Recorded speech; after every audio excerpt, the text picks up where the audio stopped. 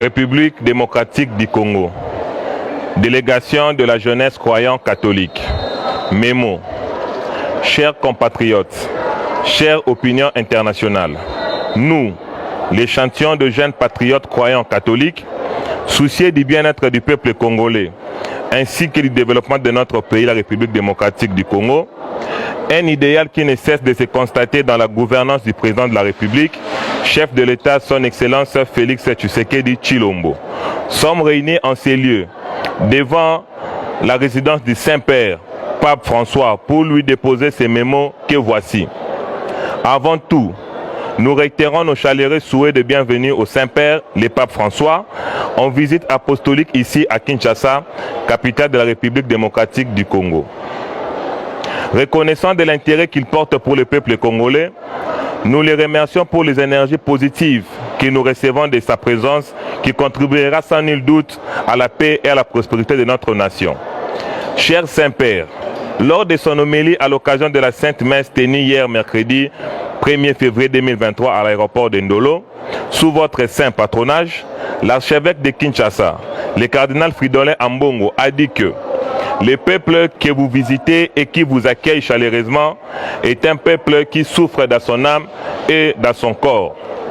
Cependant, nous sommes dans le regret de vous faire constater que l'archevêque a délibérément omis de mentionner sa propre responsabilité, s'exprimant par son combat contre les efforts que ne cesse de mener le président de la République, chef de l'État, son Excellence Félix Tshisekedi Tshilombo, pour alléger la dite souffrance à travers sa gouvernance, dans les leitmotivs et l'état de droit et le peuple d'abord, dans le but de garantir le bien-être du peuple et du développement du pays. À cet effet, partant de son propre postulat, nous venons dénoncer l'indifférence complice de l'archevêque de Kinshasa en ce qui suit. Alors que le peuple souffre, selon lui, 1. L'archevêque Fridolin Ambongo ne s'est pas gêné de réclamer à l'actuel chef de l'État, en présence des croyants catholiques, la non-réalisation d'une promesse de cadeau d'une voiture Jeep 4x4 lui faite par l'ex-président Joseph Kabila.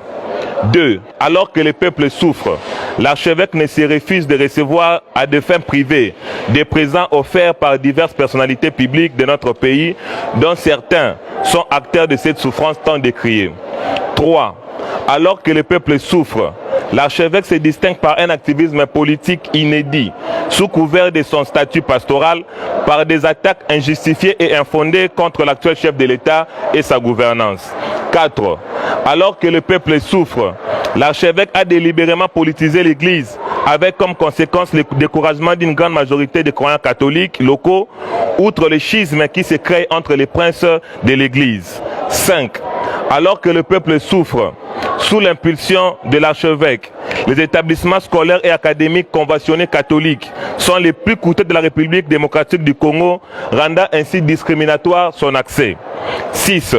Alors que le peuple souffre, certains compatriotes décrivent l'implication de l'archevêque à des fins personnelles dans des conflits fonciers, cas de spoliation, sous couvert de l'archidiocèse de Kinshasa.